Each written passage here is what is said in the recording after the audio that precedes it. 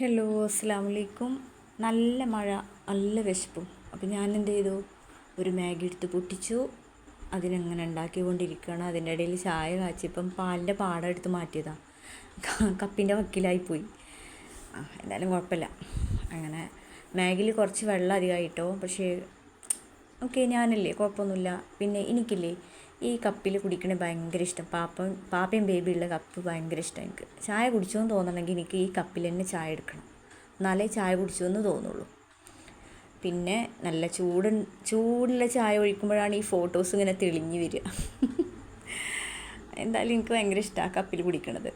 അപ്പോൾ നമ്മുടെ മാഗിയിൽ വെള്ളം ആയതൊന്നും നിങ്ങൾ കണക്കാക്കല്ലേ. നല്ല ടേസ്റ്റ് ഉണ്ട്, നല്ല സോഫ്റ്റ് ഉണ്ട്, നല്ല സ്വാദുണ്ട്. സ്വാദ്. അത് കഴിഞ്ഞ് ഇപ്പോൾ വന്നപ്പോഴേ ഇപ്പം അതിനോട് ഞാൻ ചോറ് കാണുമ്പോഴത്തേച്ചപ്പോൾ വേണ്ടായിരുന്നു. ഞാൻ പുറത്തുനിന്ന് കഴിച്ചു, എനിക്കൊന്നും വേണ്ടായിരുന്നു. അങ്ങനെ നട്ടപ്പാതിരാക്കുണ്ട് ഒരു വാതിൽമൊരു കൊട്ടിൽ.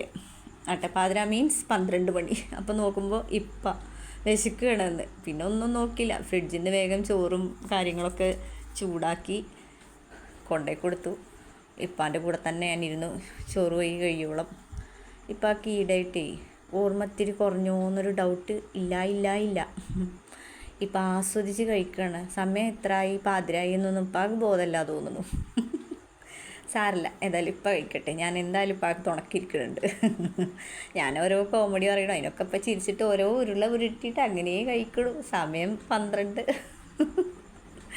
അപ്പോൾ എനിക്ക് തോന്നി ഒരു കട്ടനടിച്ചാലോ എന്ന്. പിന്നെ തോന്നി അല്ലേ ഉറക്കില്ല, വേണ്ട കട്ടനൊന്നും അടിക്കണില്ല.